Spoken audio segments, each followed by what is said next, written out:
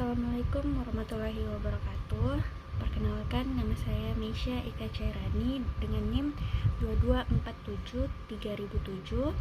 Saya dari Fakultas Keguruan dan Ilmu Pendidikan, Program Studi Pendidikan Guru Pendidikan Anak Usia Dini. Tujuan saya membuat video ini adalah untuk memenuhi tugas akhir dari mata kuliah belajar dan pembelajaran yang diampuh oleh Bapak Roni Amaluddin, SPD MPD. Di sini saya akan membawakan kembali materi dari kelompok 5, yaitu kelompok saya sendiri yang berjudul Teori Pembelajaran Humanistik dan Teori Pembelajaran Sosial. Dalam dunia pendidikan, pendekatan dan teori pembelajaran memiliki peran penting dalam membentuk proses belajar mengajar yang efektif dan bermakna. Dua teori yang sering dibandingkan dan dikaji adalah teori pembelajaran humanistik dan teori pembelajaran sosial. Langsung saja kita masuk ke yang pertama, yaitu konsep dasar pembelajaran humanistik. Teori pembelajaran humanistik berfokus pada pengembangan individu secara menyeluruh, baik dari segi intelektual, emosional, sosial, maupun spiritual. Dalam pandangan ini, proses belajar tidak hanya dilihat sebagai akumulasi pengetahuan atau keterampilan semata, tetapi lebih kepada bagaimana seseorang mengembangkan dirinya sebagai pribadi yang utuh.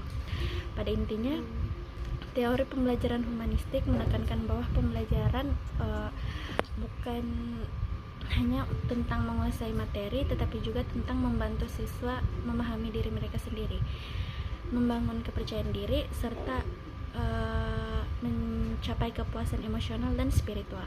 Oleh karena itu, dalam pembelajaran humanistik, aspek-aspek seperti pengalaman pribadi dan motivasi intrinsik dan pemenuhan kebutuhan emosional menjadi sangat penting. Yang kedua, konsep dasar teori pembelajaran sosial.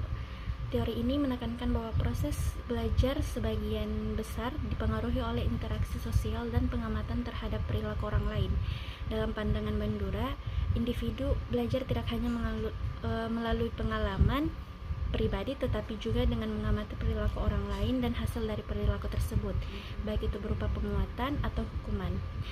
Konsep utama dalam teori pembelajaran sosial adalah pembelajaran observasional, yang berarti seseorang dapat belajar mengamati perilaku orang lain tanpa harus langsung mengalaminya sendiri. Secara keseluruhan, teori pembelajaran sosial menunjukkan bahwa proses belajar terjadi dalam konteks sosial, di mana individu dipengaruhi oleh interaksi mereka dengan orang lain dan lingkungan. Konsekuensi perilaku tersebut adalah seseorang membentuk pemahaman dan keterampilan yang relevan dengan lingkungan sosialnya. Yang ketiga, perbedaan teori pembelajaran humanistik dan teori pembelajaran sosial. Dalam teori humanistik, motivasi belajar lebih banyak berasal dari dalam diri sendiri. Siswa termotivasi untuk belajar karena mereka ingin memenuhi kebutuhan personal mereka sendiri dan mencapai akulasi diri. Oleh karena itu, pembelajaran humanistik berupaya untuk merangsang minat pribadi siswa dan membantu mereka menemukan makna dari apa yang mereka pelajari. Dalam teori pembelajaran sosial, motivasi belajar seringkali datang dari faktor eksternal seperti hasil yang diperoleh oleh perilaku yang mereka amati. Siswa belajar karena mereka melihat bahwa perilaku tertentu menghasilkan konsekuensi yang positif seperti pujian, penghargaan, atau pengakuan.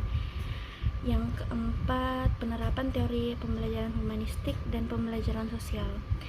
Penerapan teori pembelajaran humanistik dan sosial dalam pendidikan dapat mendukung proses belajar yang lebih efektif dengan cara yang berbeda namun saling melengkapi.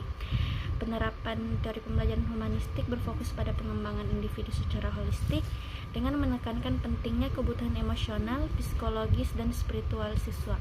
Sedangkan penerapan teori pembelajaran sosial menekankan pentingnya pengamatan, peniruan, dan interaksi sosial dalam proses belajar. Teori ini menganggap bahwa siswa belajar tidak hanya melalui pengalaman pribadi, tetapi juga melalui interaksi dengan lingkup dan pengamatan terhadap perilaku orang lain. Yang terakhir, beberapa kelebihan dan kekurangan teori pembelajaran humanistik dan sosial. Kelebihan teori pembelajaran humanistik mendorong pembelajaran yang bermakna. Dalam teori humanistik, pembelajaran harus bermakna dan relevan dengan kehidupan siswa. Dengan mengaitkan materi dan dengan kehidupan nyata, siswa akan lebih mudah memahami dan memaknai pembelajaran yang pada akhirnya dapat meningkatkan pemahaman dan retensi jangka panjang. Sedangkan kekurangan teori pembelajaran humanistik adalah tidak cocok untuk semua materi atau kreatif seperti seni, filsafat, atau humanoira, tetapi mungkin kurang efektif untuk mata pelajaran yang membutuhkan pendekatan yang lebih sistematis atau terstruktur seperti matematika atau ilmu alam.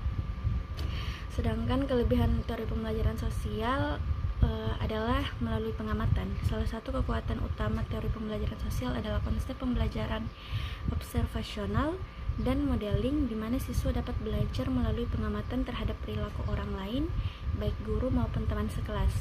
Ini berguna dalam pembelajaran keterampilan praktis atau perilaku sosial, di mana siswa dapat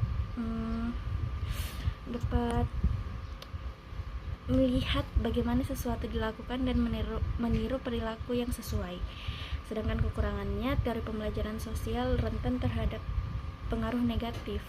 Siswa tidak hanya meniru perilaku positif, tetapi juga berisiko meniru perilaku negatif yang sering mereka amati di lingkungan sosial mereka. Jika mereka melihat perilaku yang tidak diinginkan mendapatkan penguatan atau dianggap normal dalam lingkungan sosial mereka, siswa bisa berpikir perilaku tersebut bisa berdampak negatif pada pembelajaran dan perkembangan mereka. Demikian kiranya yang bisa saya sampaikan, lebih dan kurangnya mohon dimaafkan. Saya akhiri dengan kata billahi fisabilil haq fastabiqul khairat. Assalamualaikum warahmatullahi wabarakatuh.